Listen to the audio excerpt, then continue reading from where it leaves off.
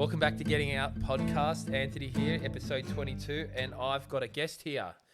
He's in my dining room in Chelsea. Oh, I shouldn't tell people where I live. Fuck. And yeah, I've got Dave West from 4x4 Brothers. You would have seen him on YouTube. So welcome, Dave. How you going, mate? Yeah, Good to be here. Good. Thanks for coming over. So recently we went to Macalister River, and I'll let Dave explain what he does and his YouTube channel. But I thought when we start about the trip we did back in February. So yeah, go ahead, Dave. Tell us what you organised, how many people were there, and Yeah, so basically started off, this is our third year doing it now, but we just a bit of a group family-friendly event. We had 150 people there, 50-odd sites. We had live music on the Saturday night, did a bunch of games and all that sort of stuff, and it's just a nice campground on the Macalister River in the high country. Big river floats down with the kids and all that sort of stuff. Weather turned it on, so it's just a good, fun, chill weekend. If it rains there, you could go for a full drive and whatnot, but the weather's usually pretty good when we get there. So, we all just hang around camp and interact with everyone, and it's just a real fun social event. Yeah, you just put it out there on socials and said, this is what we've booked. Yep. Via the website. Me and the kids turned up. And Yeah, it was good. yeah, everyone was sort of laughing at, I remember turning up and about 15 other kids turned up when we rolled up, and my two looked at them and it's like, can we go play? It's like, go, have fun. And and that's part of the best part about it too. It's a great weekend for the adults as well, but the kids have probably just as much fun, if not more, than the adults, because they just off they go, play big games of cricket and kick the footy and go take all the inflatables and float down the river, and they just have a blast, mate. So no, it was good. Yeah, like Pete, I was speaking to Pete Johnson. Yep. Speaking 2 days beforehand, and we didn't mention anything about camping or anything. We're just having a chinwag with mates, haven't seen each other for ages, and then it was at the trip. Yeah, it's crazy. There was plenty of that too. It's like, I didn't know you guys were coming here, and just people meeting through different friend groups who sort of decided to come along. So that was good. So that was the third year, and then next year, I guess, find out a way to make it better. Like, we did the food trucks and an ice cream van. They sold out of all their ice cream and this and that. So it's a good little input for the local businesses out there as well, I suppose, to come along for the weekend. And they make $1 and everyone has a good time. And the guy that did the music, wasn't he from our area? Yeah, so he's out down a lot of the peninsula way. My brother Mick, who we also do the channel with as well, he just found him at the Pakenham Market and shot him a message, asked him if he'd be interested to play, and he's like, yeah, cool. And then, he's like, I'm happy to come back next year. But if he does, he was just a solo bloke this year. He's like, I'd probably do a bit different, do it as a bit of a duo, and make it something a bit bigger again if we're happy to have him back, which we would be. Yeah, and look for the kids as well. Like, they were, I think all the kids are loving going down the river. They were loving, you guys did a potato sack race and bit of tug and pull and all that stuff with the Tug of war. Tug of war, sorry. Tug and pull, what are we talking about here, mate? Oh, Jesus, we're talking about kids. Poor, God damn it. Use the, what do you use? The snatch strap. Yeah, the snatch strap, that was hilarious. My two were just, they're still talking about it to this day. It was a month ago. Even more so with the 50-knot winds that came through at 5 o'clock in the morning. But then that was cool. Like that, it caused a bit of damage on a couple of vans and stuff like that. But then just the camaraderie of everyone up at 5 o'clock in the morning, who needs help? Let's get everyone sorted and packed up, make sure everything's safe and whatnot.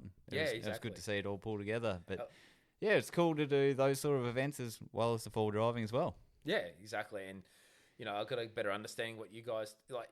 You guys put a lot of effort into organising. So apart from everyone that went there, including myself, thanks for organising that. So, no, it was good, mate. Glad everyone had a good time. Yeah, and like to get to know you better on our channel, and you're on YouTube. It's 4x4 Brothers. How long have you been doing it for? I'd say what are we now? Probably like 8 or 9 years, something like that now. Which we've sort of been doing the YouTube for, but me and Mick have been since we were kids going out bush and traveling around Australia and all that sort of stuff. So we did the putting photos up when we were doing trips and stuff like that anyway on our individual accounts, and then we're like, why not just pull it together and do like a little duo thing? And that's where it was sort of born. Yeah, and he and Mick drive, and I guess I've got the 5 questions. I've got a few questions for you, but what was your first car?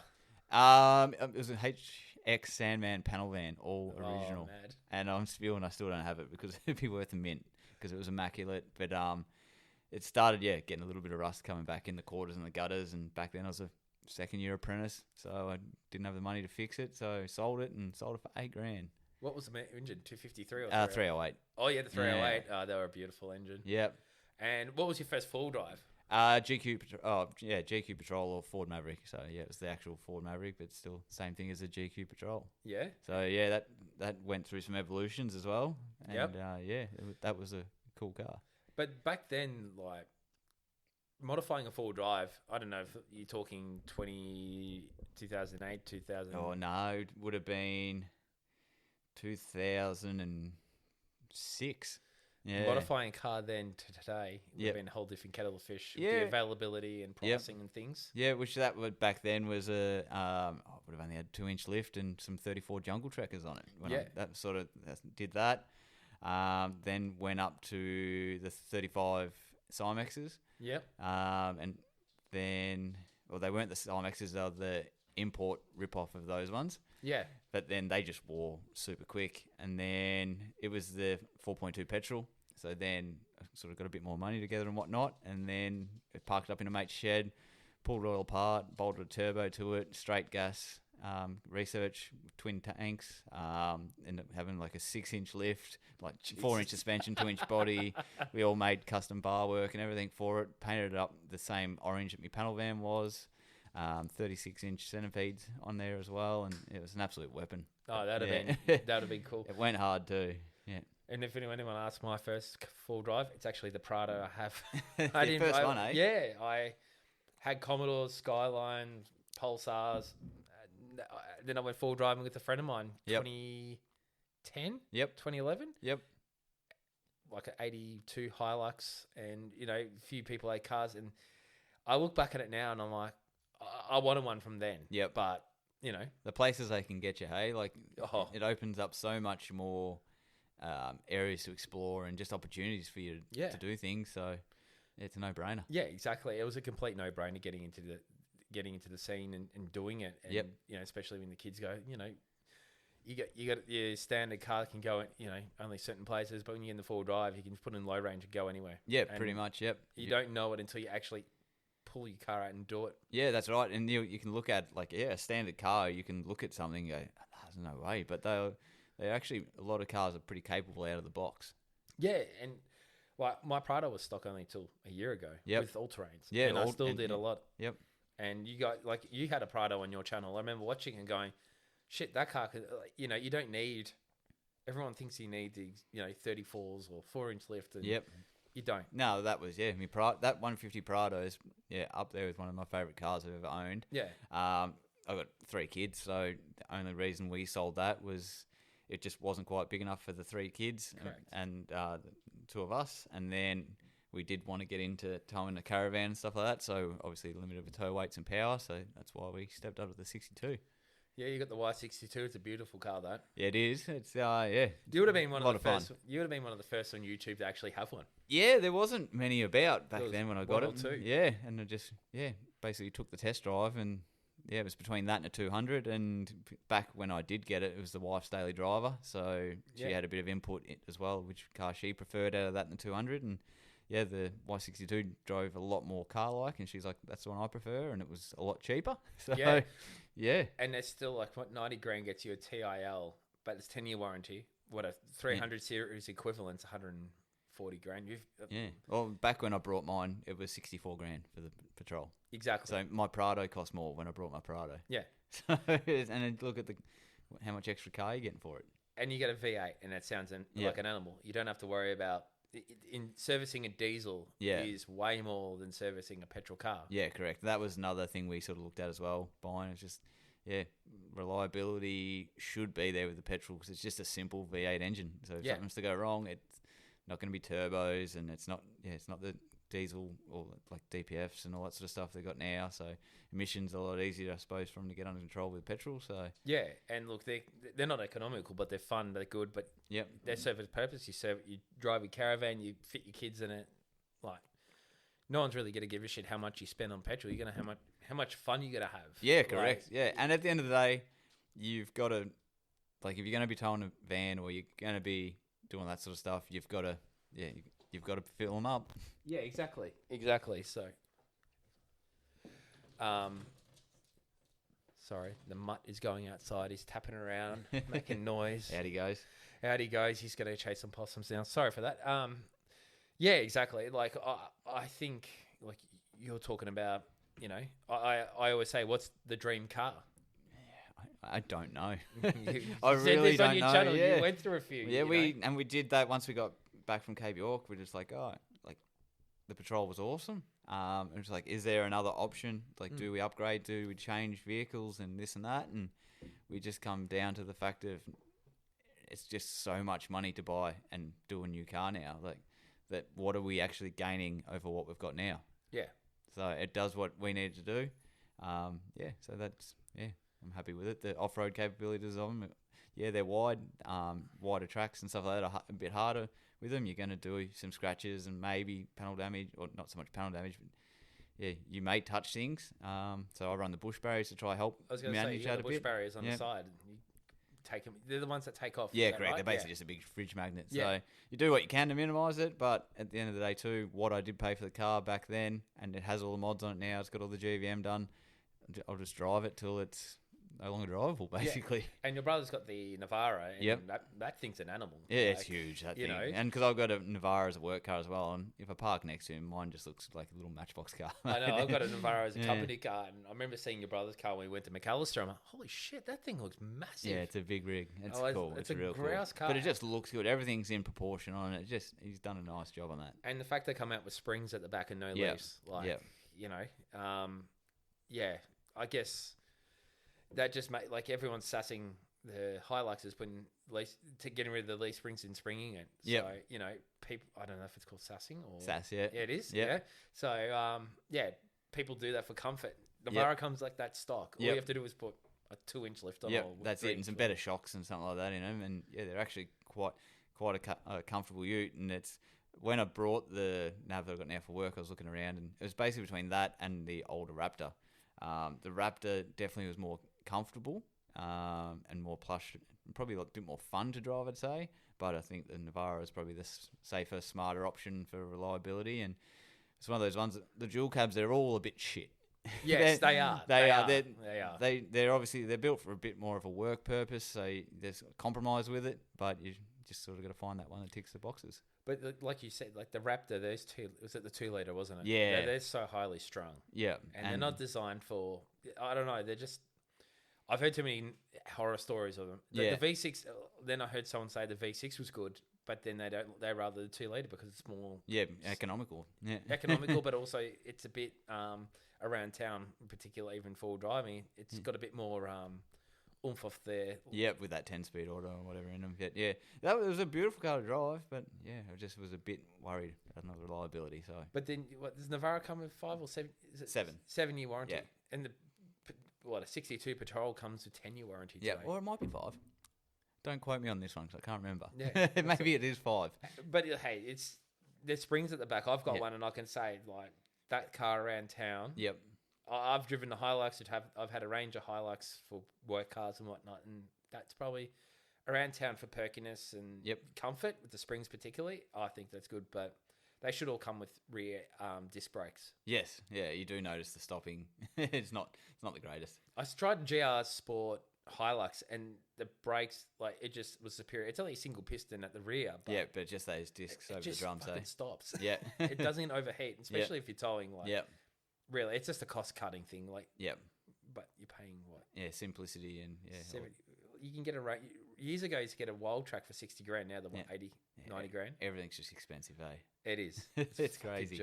It's a joke. So, you know, your dream car, like you say, you're probably driving your dream car now. Yeah, and I guess it just depends on what you're going to use it for. Like, I got trying to find something that's versatile that I can wheel, but I can also tow, and then if I need to just get around town and do easy things with, or give it to the wife to drive, like. That's where a Silverado's beautiful car, but could you do that around? Yeah, that's it. Like, the old man's got the 2500 Ram, and it's an epic car. Like, I would love it if I was just touring, but to do what I do with it, it's too big.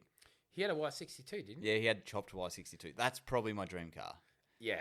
Yeah, chopped Y62. I like that. I like when you did the build on that. Yeah. And I think BMW had the YC, like they were just, they look insane. That's probably a Chop 200's my dream car. Yeah, I saw a Chop 300 today actually, and it looked really good. Yeah, that'd have been awesome. Yeah, we had one when I worked at my old company. They had a J-Max did a chopped, Chop 300. Yep, with the J-Max kit. That was pretty schmick. Yep, but 200. I don't know. I still love a 200. I just love the V8. And again, it's just dollars to build them too. It's what it all keeps coming down to. Like, yeah, you would have bought a 200 series if not every single one had been thrashed or you know the technology behind the engine.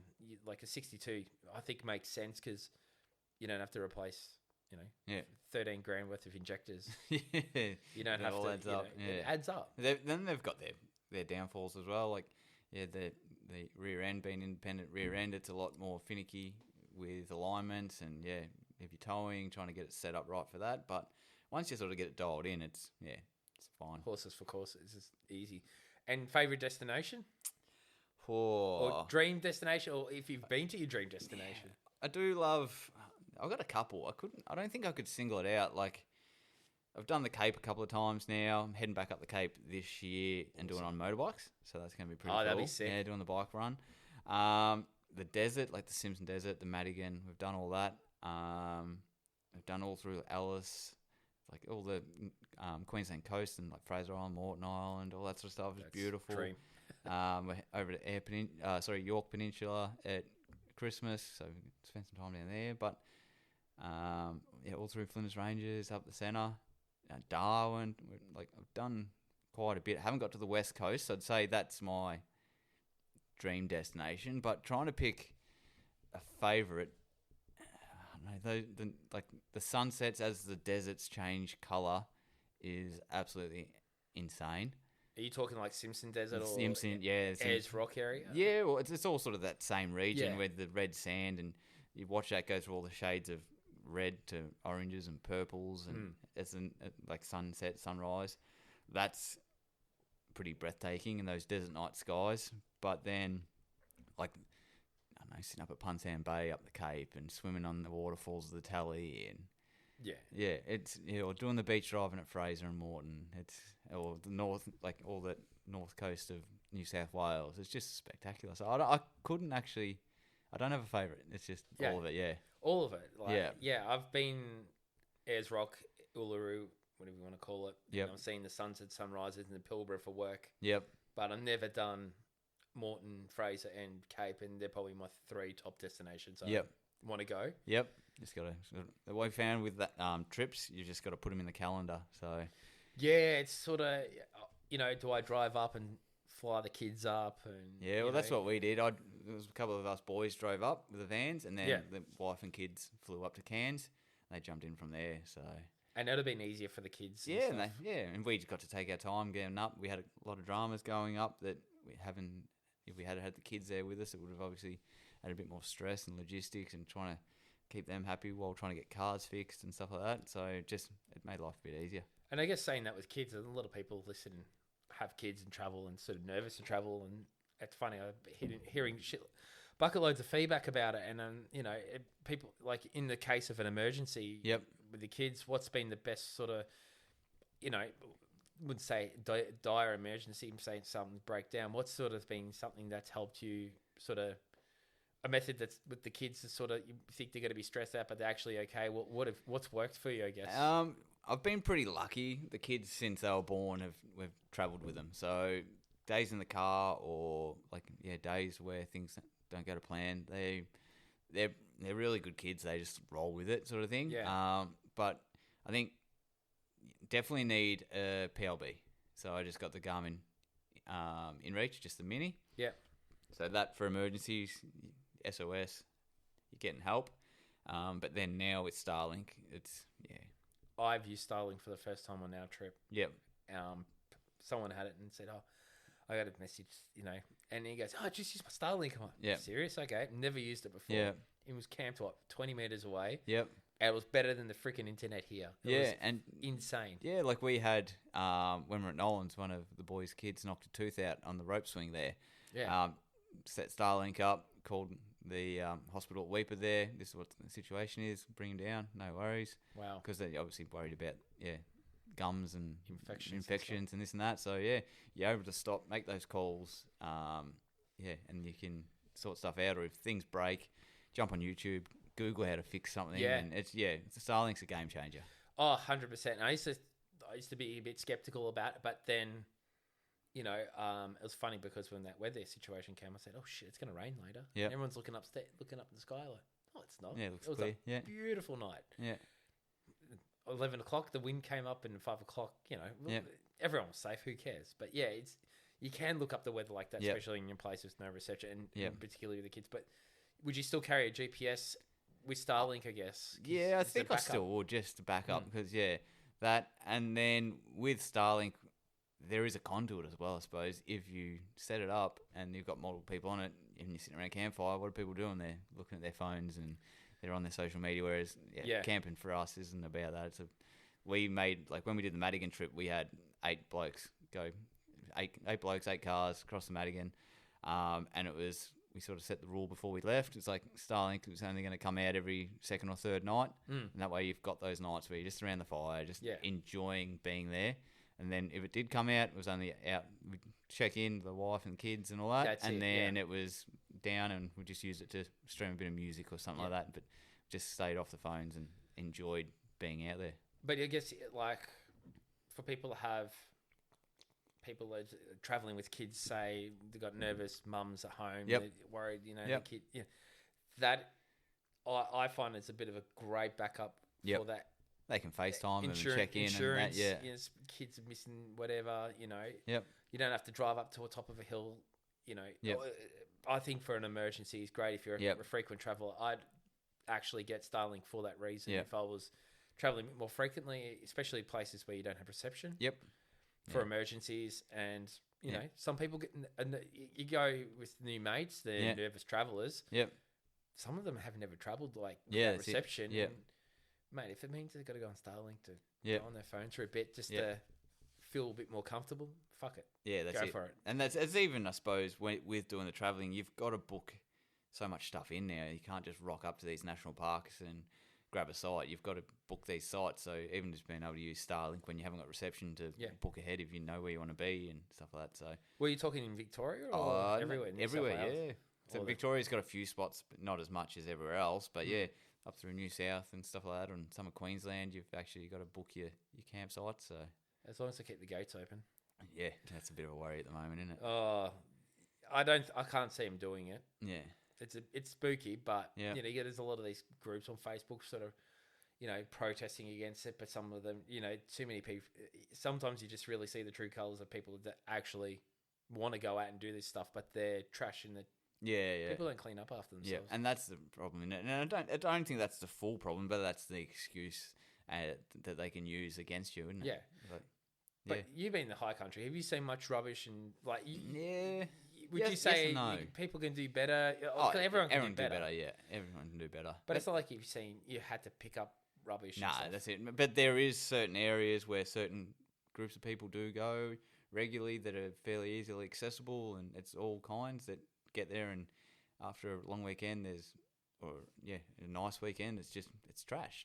Yeah, I think the worst I've ever had is I've gone to a campsite with the kids and we had to waste 10 litres of our water just to put out someone's fire who had just left. Yeah, we've had come across a few. And that's probably the worst.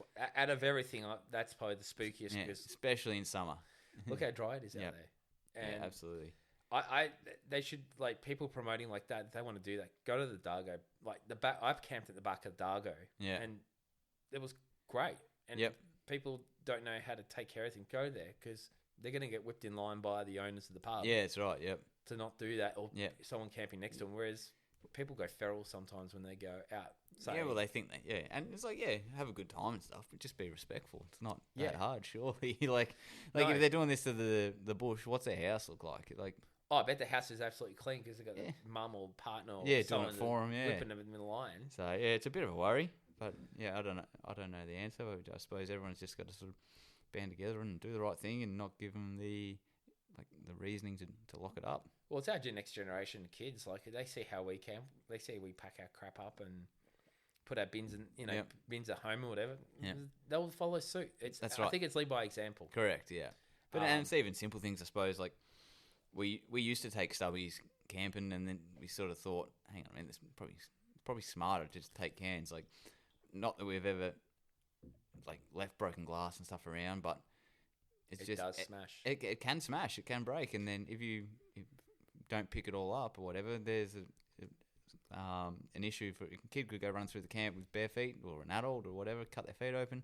So it's just making smarter choices of, instead of glass, we take cans, and they travel better too. And because you crush them up. You got the bin bag in the back of yours. Yeah, that's it. So like I've smashed glass in my bin bag heaps of times, and in the Engel I smashed a beer bottle once. I love. Corona used to have cans, and it was the best. Yeah, they got rid of it. Yeah, but like you're right. Just carry cans. Yeah, and it's easy because it's lighter. You don't smash in glass, and the kids are safe. Crush them when you're done, and it takes up less room. And yeah. So it's just all those little things, and But like your YouTube channel's like it's more of a hobby. Like you're just putting what you want out there. It's sort of like in a sense, you're sort of like documenting your trips to show your kids and show the public. Oh, pretty much, yeah. Like I said, we're doing it anyway, just filming little things and just putting it under our little personal pages and whatnot. And then we thought, pull them together and work. And then just, some of the stuff, like since we've done it together, to have people go, oh, thanks for the information on this, or saw this, and that gave us ideas for that. It's pretty humbling. So. Oh, look, I went to the high country with my mate, and I said, and I watched you. Me and my mate watched it. You guys go to Mount Wellington. Yep. So we did Dargo. We went to Dargo. We went Blue Rag. Yep. And then we went to the Pinnacles. Then we went out Mount Wellington and camped near Lacolla. Yep. So we sort of used ideas from other people's trips. Yeah. Yep. And then we sort of made our own trip. Yeah, that's it. And anything you can do to help people, and if you're doing it the way we do it, there's not money involved or business involved, sort of thing. No. So anything we do is organic and honest. So if we do mention something or say something in a video, you can trust our word, because we're not a business or trying to make a living off it, that we need those the advertising dollars. So it's a hobby. It's a hobby, complete hobby. And like your swag, I think you guys did the swag test. Yeah, we've done the 2 swag reviews, sort of thing. They're grouse. Well, and they're not even reviews. They were more just a showcase. We just ran through, what have we done? I think in total over the 2, there might have been like 12, 13 swag, something like that. And we just done the features, and we did a couple of pros, cons that we found on each one. Yeah.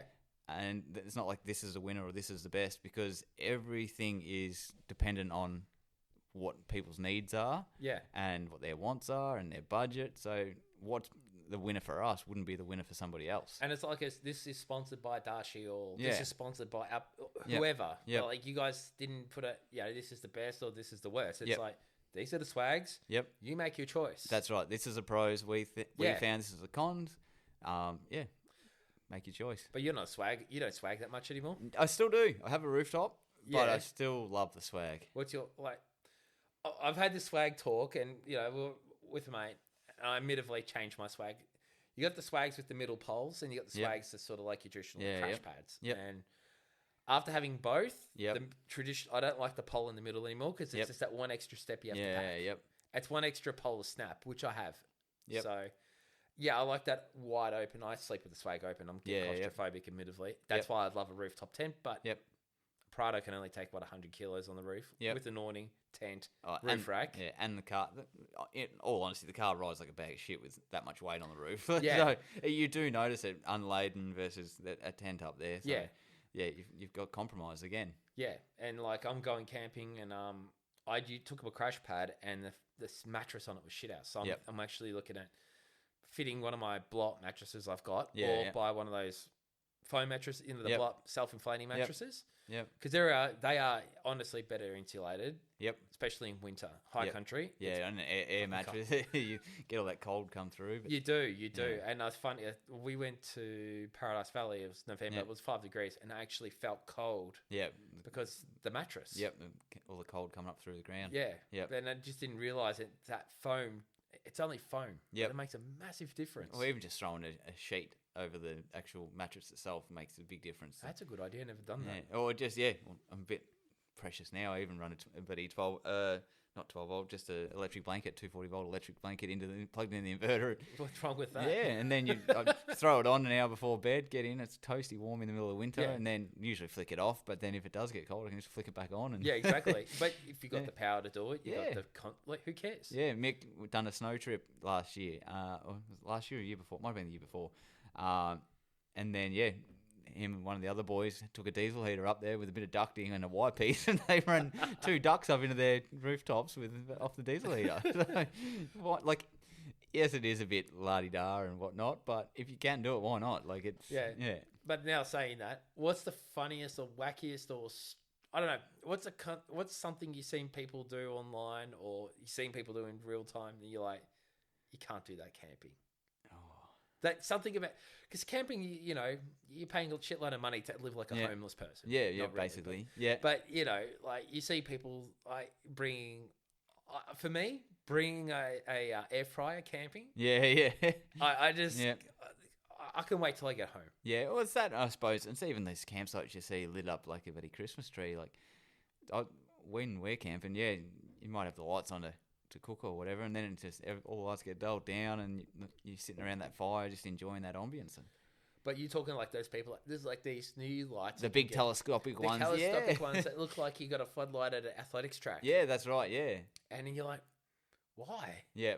So. Or the campsites have, like, they have big lighting in it, and they turn them off obviously at night, but, you know, it's interesting. Yeah. So, and like, I guess it's like everything, they've got their purpose, but yeah, for us personally, we like to, lights are on obviously while you're cooking and whatever else, and then dull right down to want to see stars. Go, enjoy the ambience and just get away from it all. I want to see stars, all the star. Like I've recently seen the Starlink.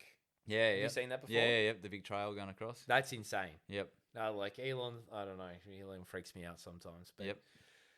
Yeah, and then I guess you like we were saying before we spoke off air. You watch a bit of YouTube. Do you have any do you have any favorites that you like to watch, or is there any? No, I wouldn't say favorites. Or anything that sort of you can. I guess what makes you sit. What ones can you actually sit down and watch? Because there's a lot that you can, but there's a lot that just have a lot of cringe sometimes. Like, really? There's I'd say even I still watch a little bit of the 24/7, depending on what they're doing. If they're just going to the Wattigans or something like that, I don't watch it because it's the same sort of stuff. But if they're going places that I'm interested in, haven't been, I'll watch it. And then some of the smaller channels as well, which are still it could be a tiny channel or it could be a larger channel, but obviously in comparison to the big ones, say like your 24/7 or something like that. I sort of float between, and I don't watch religiously every video of a certain channel, but if they're doing something interesting or something I'm interested in, then I'll watch it. Yeah, I'm the same. Like Full Drive 24/7. I love watching their Fraser trips. Yep. Or Moreton Bay, but they haven't done for a while. Yep. But yeah, I think there's a few channels like some of them are just cringe. You know, they're just too sponsored. I guess these days, or like we were saying, I like we were saying TJ and Mac. Like, their cinematography is probably more. That's epic. Fun to watch. The edit they do, but with the music and stuff, that's epic. Yeah, and I enjoy watching some of their stuff, but then I don't really watch their build stuff or whatever because it's not really anything that's that it doesn't. Yeah, it's not that it doesn't interest me, but it's not relevant to what I'm doing, sort of thing. And everyone's raffling everything off these days. Yeah.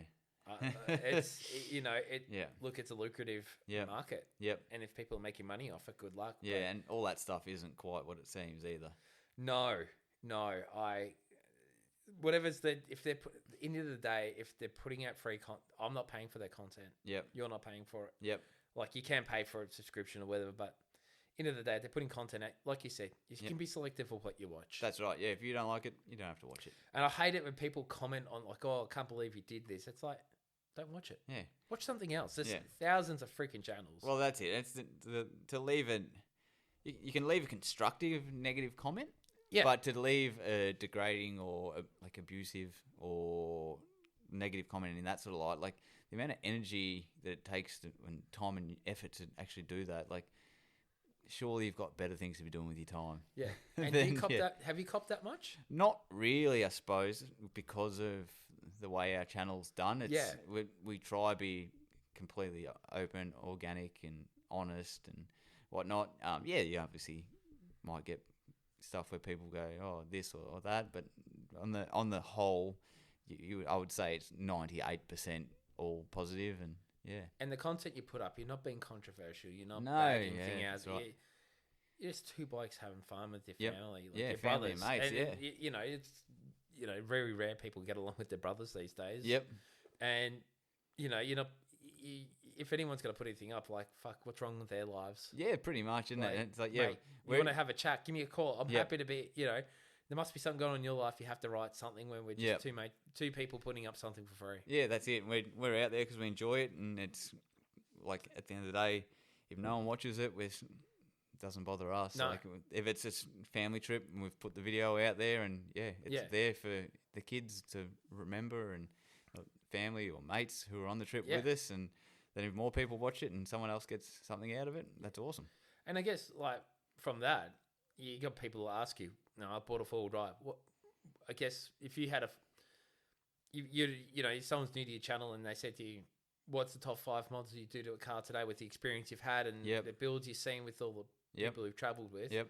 Will be the top 5 if you bought a brand new car off the market. 5. So I'd have to say, or even 3. I don't know. It's up to you. Tires are a big one. That'd be 100%. the very first thing you'd do, because a road tire isn't going to get you anywhere. No. So then suspension, obviously, to get that ground clearance, and just especially if touring, just to be able to stand up to the corrugations and the harsher environment, give you a bit more ground clearance. 12-volt doesn't have to be flash, just some basic 12-volt. You don't need much. You don't need. You just need something you can plug some lights into or charge something to run a fridge. DC charger. Yep. I've got a 2 amp battery in the car. Yep. DC charger, and it's wired by an auto elec. Yep. Because I want to catch my car on fire. Yep. And I've had that set up 6 years. Yep. And everyone goes, "Oh, what do you need? Lithium?" I'm like, why? Yeah. You don't. If you're doing what you guys do, maybe. Yep. But you don't need it. It's just the basics. Yeah, a basic 12-volt system will still get you out there and having a good time. And then if you have the cash to do a bit more fancy one and give yourself a bit more capacity, but then with the storage capacity, you got to be able to charge it. So you have to get your numbers right so you can actually replenish what you use. Otherwise, again, it's pointless. Exactly. So what's that? Yeah, tires, suspension, 12-volt. I'd probably say a winch just to be able to self-recover. Yeah, but then you need a bull bar as well. So, and then a bull bar. Yeah. There you go. I'm looking at doing a solo trip without a mate. Yep. And I'm not going to... I thought about it, and you can't do it without a winch. Yeah. You can. You can. And it depends. But if you want to go certain tracks and the weather turns to shit... That's right, yep. You either got to wait for someone else... Yep. Or you got to wait for it to dry out. And you got to wait for it to dry out. And it is easy to get caught out. You go down a track and... think it's not too bad, but then start sliding, and the next thing you know, you're stuck in a valley. And it's hard to get out one way, and even harder the other. Like, you had a video. Was it one trip you did a couple of years ago? You had you were stuck. Oh yeah, so that was just solo. Me and the missus. We just went up to Mansfield glamping there just for a bit of a couples weekend away, and did a bit of a drive around, looking at a few waterfalls, a few huts, and it started pouring rain, and then we turned a corner and it just bottomless slop, and it just straight down. But we're in Melbourne. That's what the weather does. Yep. Like if you had no winch, you're more likely to go, oh shit. Yeah, that's right. And it was, and where I was, it was either drive through that or it was turn around and have to winch back up hills that already slid down. So got to be able to self recover. But that's what I mean. Like, and know how to use the gear safely. Well, know how to use it, and that comes down to people actually. If you don't know how to use the gear, go to a 4-drive club. Correct. Yep. There's heaps of 4-drive training courses. Yep. I want to do one just to see what it's like and see what I learned from what I know already. But it's an interesting world out there. Yep. And there's so many products and so much knowledge, but like I think you can have all the gear, but if you don't know how to use That's it, right. You got to know how to use it. Yeah. And you got to maintain it. Yeah. Like one thing you have to have in the high country as well. I've learnt for all our trips is a chainsaw. Yes. So looking into that. Yeah. I run a battery saw now. Just a Milwaukee battery saw, and for most of the things, it's okay. There's been occasions where I wish I had the petrol saw in because I do still have a petrol saw. Yeah. But for most situations, you're battery change saws are more than adequate, and they're quiet. They're quiet. Yeah, And you don't have to carry 2-stroke. that's right. Yeah, you just Especially you got kids, a wagon and kids in the car. If you got a ute with a jerry can holder, go for it. But it's good. And I guess what do you see in the industry in the next 5 years happening? Well, 5, 10 years. What do you see the future of this industry? Because like from when you started, how many changed products? so much, hasn't it? Yeah, and just the money that's in builds and stuff like that, it's out of reach of most people. But I don't know where it's going to go. Like, what else can they sort of do? Like, you think, they've surely done it all, but there's other things that we haven't thought of. I think people are going to go back to basics. Everyone is definitely going to go back to basics. I think people are going to go back to basics. I think I was thinking about this just today because, friends are like, I've got to buy this caravan. I've got to do some. You go twice a year. Who cares? Yeah. Just get a 6x4. I got a 6x4 trailer. I spent a few bob on and modified it to carry my crap. And you saw it. Packed it up in 20 minutes and we're out. And I think people overthink it. People watch too much stuff. I think people are just going to go back to pop tents. Yeah. Simple setup, light setup. Yeah, and just because you see the so-called influencer, or however you want to put it, have all this stuff, doesn't mean you don't need it. No. Just the basics. A fridge is definitely a luxury over an esky. I think a fridge is a necessity if you're going to travel 2 to 3. I think a fridge is a necessity if you're going to do 3 travels a year. Yeah. So, and they're cheap. You can go get cheaper brands. Or you can get a marketplace and pick up a second-hand good brand. But yeah, like a bit of a 12-volt fridge, a tent or a swag, gas cooker, like $2,000. What else do you need? It's if you're going to invest in your car for 5 years, $2,000 over 5 years is nothing. Much. Yeah, and you're lightweight. Like everything is so heavy when you start to add it all up. You don't need all the gear to have a good time. And it gets easy when they get older. Yep, that's it. So, yeah, it's a good analogy of it because you guys you got a caravan, but you serve a purpose. You've travelled right around Australia with it. Yeah, that's it. You got 3 kids, and you're all committed to doing it. So really, it's worth it. That's right, and we're sort of weighing it up at the moment, possibly going one a little bit bigger. Yeah? Yeah. Oh, wow. But what do you have, if you don't mind me saying? What 19'9" Rough Rider Vacationer. Yeah. I would still probably stick with that brand because towing it, everywhere I've towed it, I don't have to worry about it. It's behind the car and it's anywhere the car will get through, that'll get through. And that's awesome. I trust it, so I wouldn't hesitate to go again, but I'd maybe go up to a 21.6, 21.3. I'm an east-west bed at the moment, so I'd turn it to a north-south bed. But then even talking with them about it, the build, and then they're like, oh, what would you want in it? I'm like, less is more. Like, I'd put airbags in it, water, and battery storage. Yeah. But apart from that, like, just a stock van, how they roll off the line, like, they've pretty much got everything you need. Yeah. And the more stuff put in, as it gets heavier and heavier, and then you've got your legalities to worry about. So legalities, costs, costs add up if you're going around Australia. Yep. And if you have to factor that in, especially if you're doing a 6-month trip, everything factors in, or you just work on the road. I don't know, but well, even fuel alone. When we did the Cape trip, I was just under $8,000 in fuel. Yeah, just to go from Victoria to Cape York and back. Yeah. So like it's not a cheap hobby.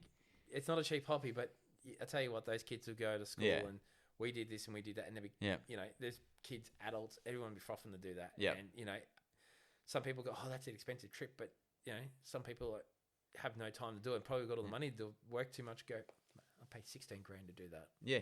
I'd do that any day. Well, and it's still cheap, isn't it? When you figure, like we were gone 7 weeks, so if you break that down, it's not that expensive. Like say it might have cost us $13,000, $14,000 for the whole trip, but then look at how we're gone for that long. But you go overseas for a week with a family for that price. People go to Bali 2-3 times and probably spend more, double than what you did. Yeah. So and look, respect to people who want to go to Bali, good on them, but that's just not my thing.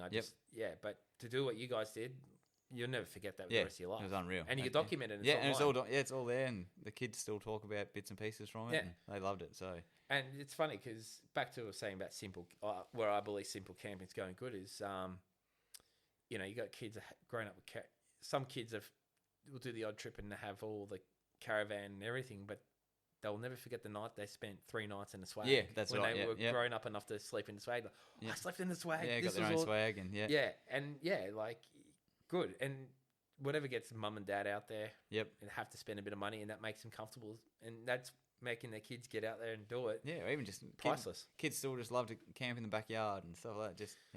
Kids just love being kids, don't they?